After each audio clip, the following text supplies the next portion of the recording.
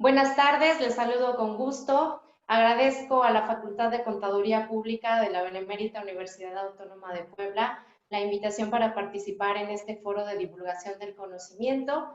Agradezco de igual manera al maestro Francisco Tenorio, director de la facultad, y al comité organizador por todas sus atenciones.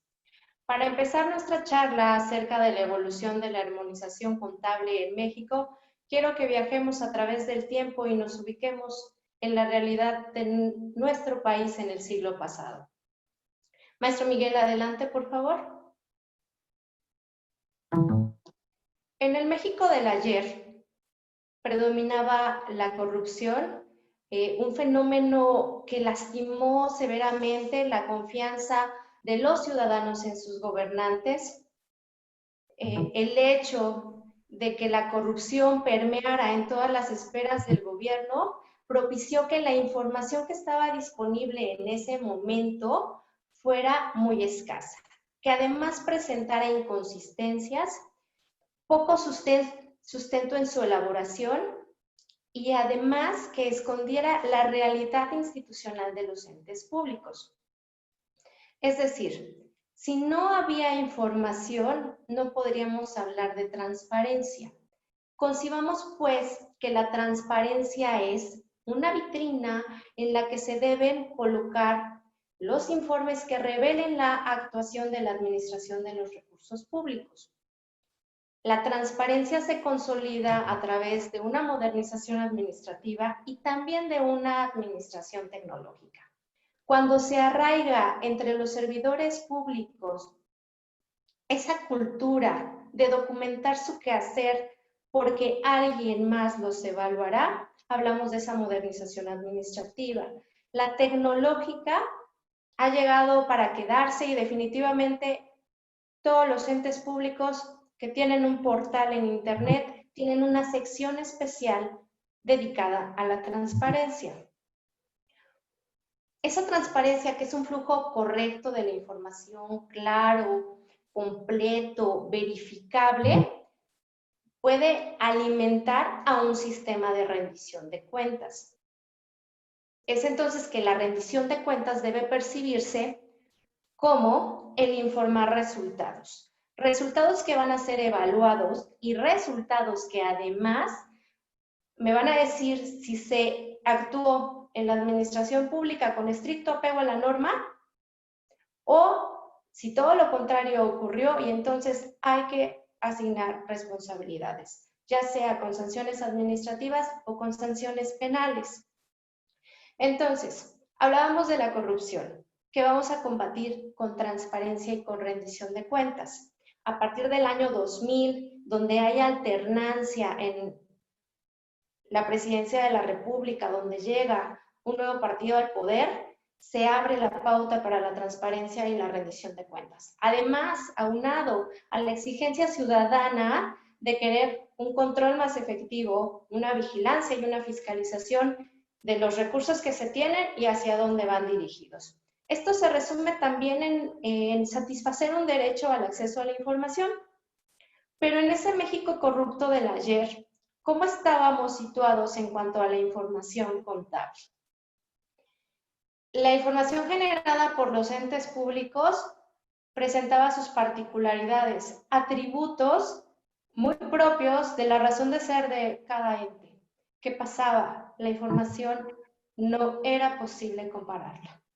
Y entonces surge esta necesidad de homologar procesos contables y entonces hablar de armonización contable. Es decir, vamos a uniformar las formas de hacer y producir información financiera. Avanzamos, por favor, maestro.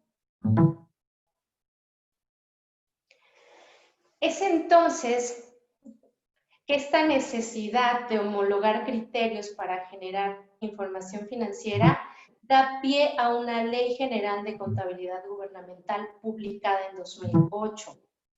Esta Ley General de Contabilidad Gubernamental, que proporciona criterios para estructurar un sistema de contabilidad, tiene un organismo denominado Consejo Nacional de Armonización Contable, su acrónimo CONAC, que en los primeros años posteriores a la publicación a la ley, emite fundamentos metodológicos de la armonización contable. Es decir, le proporciona a los entes públicos una lista de cuentas, un instructivo de cuentas, una guía contabilizadora, modelos de asientos contables, modelos precisos para la generación de estados financieros y también matrices de conversión. Posteriormente, la ley se reforma y se incluye un título quinto para hablar de transparencia e información financiera, que no es otra cosa que también homologar formatos y formas de presentación para satisfacer este punto en la ley, la transparencia. Más adelante, el propio CONAC, que es el organismo a nivel nacional para ejecutar la armonización contable, ve la necesidad de permear entre los estados de la República y establece en cada una de las entidades federativas consejos de armonización contable locales. Además de que les proporciona todo un marco normativo para su organización y su funcionamiento. Más adelante hay la necesidad también de darle cumplimiento a la ley de disciplina financiera y también se reestructura toda esta metodología para cumplir con ese apartado que nos exige la propia ley. Más adelante, hablando ya de medir un avance de cómo ha sido la transición de la generación de una nueva contabilidad, cómo se ha dado, cómo podemos medir el avance de la armonización contable, es que se genera un mecanismo formal de evaluaciones de la armonización contable. Este mecanismo emplea una herramienta denominada Sistema de Evaluaciones de la Armonización Contable, que es una herramienta tecnológica, que tiene un módulo de información financiera, que carga estados financieros que provienen de la cuenta pública para efectivamente hablar de una información financiera armonizada de los entes públicos. Ya en el año 2020 se tiene la información actualizada al cuarto trimestre de 2019 de este mecanismo de evaluación y se habla de resultados muy positivos, muy confiables, porque este instrumento se deriva de la coordinación de las autoridades. Se coordina el CONAC, se coordinan sus consejos estatales con la Auditoría Superior de la Federación, que a su vez se apoya de organismos locales de fiscalización superior. Es entonces que así se ha dado esta transición histórica de la Ley General de Contabilidad Gubernamental y su principal objetivo, que es lograr que los entes públicos generen información contable bajo los mismos criterios. Maestro, si es tan amable, avanzamos. En un principio, en los primeros años, únicamente se evaluaba el estricto cumplimiento del título quinto, hablando de transparencia y difusión de la información. Los criterios en ese entonces era cumplimiento, no cumplimiento. Posteriormente, como se va consolidando esta armonización, se evalúa en 2016 cómo va este avance, sobre todo cuando se verifica el cumplimiento al acuerdo por el que se armoniza la estructura de las cuentas públicas en lo estatal y en lo municipal. Entonces, en 2016 evaluamos cómo vamos, cuál ha sido el verdadero avance de esta armonización contable. Y entonces da pie a la creación de ya un instrumento formal que evalúa desde el segundo trimestre de 2017 hasta actualizado al cuarto trimestre de 2019. Las ventajas de este nuevo mecanismo de evaluación es la cobertura de los entes públicos. En un inicio solamente se contaban con la información de 32 poderes ejecutivos de los estados. Ya en 2017 que se arranca esta nueva herramienta de evaluación, ya pasamos de 32 a poco más de 2.700 entes públicos, representados por poderes ejecutivo, legislativo y judicial de los estados y sus órganos autónomos, más el gobierno municipal y sus organismos autónomos. De ahí saltamos de 32 a poco más de 2.700. Mecanismo de evaluación ya tiene una cobertura mucho más amplia. Y de ahí ya al cuarto trimestre de 2019 se agregan paraestatales y paramunicipales y ya podemos hablar de un universo mucho más amplio de entes públicos, poco más de 5.800. Entonces, este mecanismo es eficiente porque la cobertura es muy amplia, porque me habla de calidad de información, porque se solventan reactivos con evidencias para evaluar a cada ente público. Avanzamos, por favor.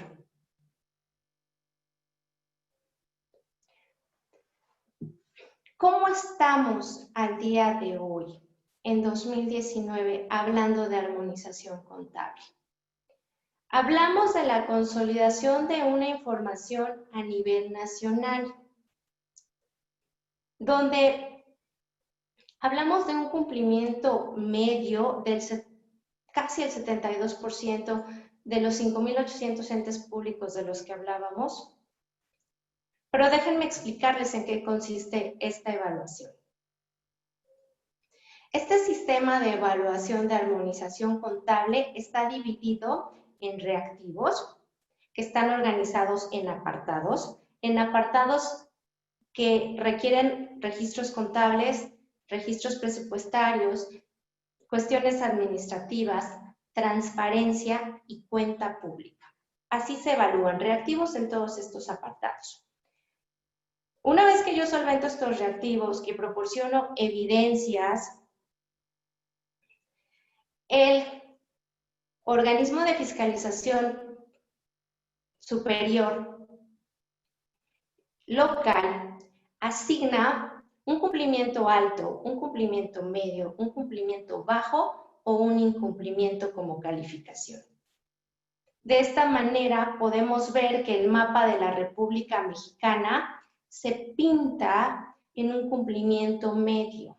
La mayoría de los estados presentan cumplimiento medio en sus registros contables, presupuestarios, administrativos y en cuestiones de transparencia. Pero además, la evaluación me ha permitido verificar que la cuenta pública se cumple hasta en un 91% de los entes públicos. Y también sobresale por ahí un color rojo de estados que han manifestado un cumplimiento bajo en este avance de la armonización contable. ¿Qué podemos además retomar de esta evaluación? Que los entes públicos de los estados, así como de los municipios, ya pueden medir el grado del avance de la consolidación de la armonización contable. Ya cuentan con las herramientas también para una mejor toma de decisiones. El hecho de que se consolide una manera de generar información contable en estricto apego a una ley y a criterios, me da la seguridad de que yo estoy tomando decisiones sobre información que reúne características cualitativas. Y entonces podré estarle garantizando a la ciudadanía una mejor administración de los recursos públicos. Maestro Miguel, avanzamos, por favor. ¿Cuáles son los desafíos de la armonización contable?